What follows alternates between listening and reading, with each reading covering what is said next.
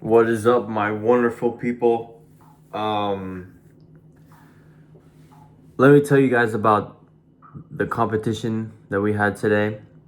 First of all, what an enjoyable time to be out there with a great group of people, just playing golf, having fun, laughing, smiling, but also kind of keeping it competitive amongst each other. Um, it was 3 teams total. I believe we came second. We did not take first place today, but um, I feel like we played great together. I feel like our chemistry was pretty high.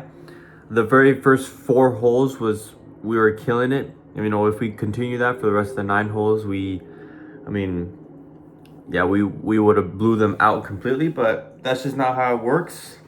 A couple bad shots for me. Um, this one putt will kill me tonight.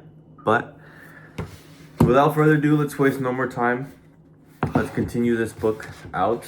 I think we're about a couple more pages and then we'll be done with chapter 1. So let's get into it. 6. One last thing. Take a look at the following word and fill in the 2 blank letters. Do it quickly without thinking. GL, glue. This is called a word completion test. Psychologists commonly use it in tests such as memory. I completed GL as glum. Remember that. The next word is blank blank tear.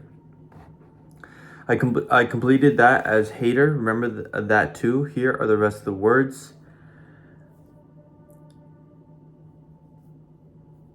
I started with the glum and hater and ended up with scare, attack, bore, float, slit, cheat, trap, and defeat. That's a pretty morbid and melancholy list, but I don't think that's saying anything about the darkness of my soul. I'm not melancholy. I am an optimist. I think the first word glum popped into my head, and then I just continued in that vein. A few years ago, a team of psychologists led by Emily Cronin gave a group of people the same exercise. Cronin had them filled in the blank spaces. Then she asked them the same question. What do you think your choices say about you? For instance, if you completed 2 as touch, does that suggest you're a different kind of person than if you completed it as tough? The respondents took the same position I did. They're just words. I don't agree with these word stem completions as a measure of my personality. One of Cronin's subject wrote, and the others in the group agreed. These word completions don't seem to reveal much about me at all. Random completions. Some of the words I wrote seem to be antithesis of how I view the world. For instance, I hope that I'm not always considered about being strong, the best, or a winner. I don't really think that my word completions reveal much about me, occurred as a result of happenstance.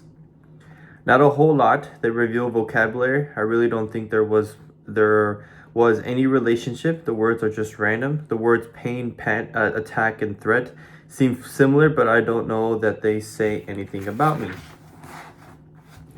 But then things get interesting. Cronin gave the group other people's words. They were perfect strangers. She asked the same question. What do you think this stranger's choices reveal? And this time Cronin's panel completely changed their minds. He doesn't seem to read too much, since the natural, to me, completion of BOO would be book, beak. Some rather random and might indicate deliberate unfocus of mind.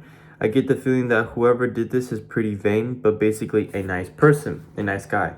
Keep in mind that these are the exact same people who just moments before had denied that the existence had any meaning at all. The person seems goal-oriented and thinks about competitive settings. I have a feeling that the individual in question may be tired very often in his or her life. In addition, I think that he or she might be interested in having close personal interactions with someone of the opposite sex. The person may also enjoy playing games. The same person who said, these word completions don't seem to reveal much about me at all, turned around and said of a perfect stranger, I think this girl is on her period. I also think that she either feels she or someone else is in a dishonest sexual relationship, according to the words whore, slut, similar to slut, cheat. The answers go on and on like this, and no one seemed ever remotely aware that they had been trapped in a contradiction. I guess there is some relationship. He talks a lot about money in the bank, a lot more correlation here. He seems to focus on competition and winning. This person would be an athlete or someone who is very competitive. It seems this individual has a generally positive outlook toward the things he endeavors. Most words such as a winner, score, goal indicate some sort of competitiveness, which combined with the jargon indicate that he has some athletic competitive nature. If the panel had seen my glum, hater, scare, attack, bore, float, slit, cheat, trap, and defeat, they would have worried for my soul. Cronin calls this phenomenon the illusion of asmetric insight. She writes, the conviction that we know others better than they know us, and that we may have insights about them they lack, but not vice versa, leads us to talk when we should not do well to listen and to be less patient than we ought to be when others express the convictions that they are the ones who are being misunderstood or judged unfairly.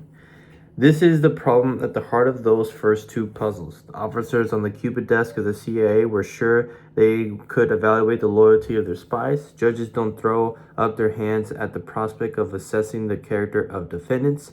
They give themselves a minute or two, then authoritatively pass judgment.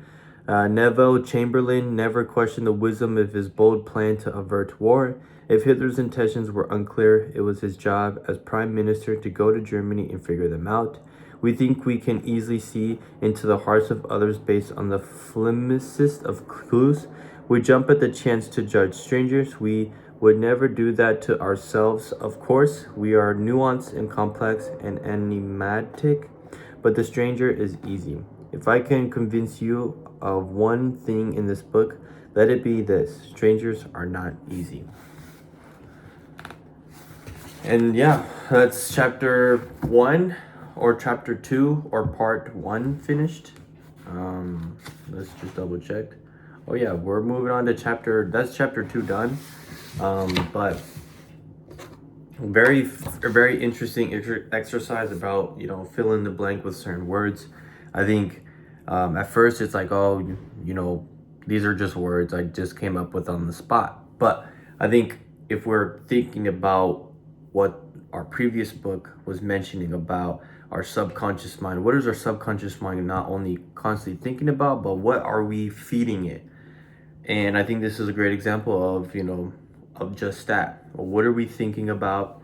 But also, what are we manifesting? Like the idea that if you're an athlete, you're going to be competitive, you want to be a winner, all these sorts of things. And if you're not, perhaps you're thinking of other words that may be close to, filling in those blanks, right? So very fascinating, very interesting exercise, but also very interesting perspective about the judges, the defendants, Hitler, and the CIAs. Like I said, I enjoy Malcolm. He's a very good author, very good storyteller. So far so good. I'll see you guys tomorrow.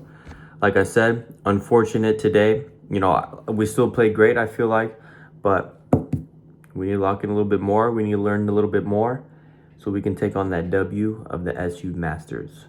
Peace.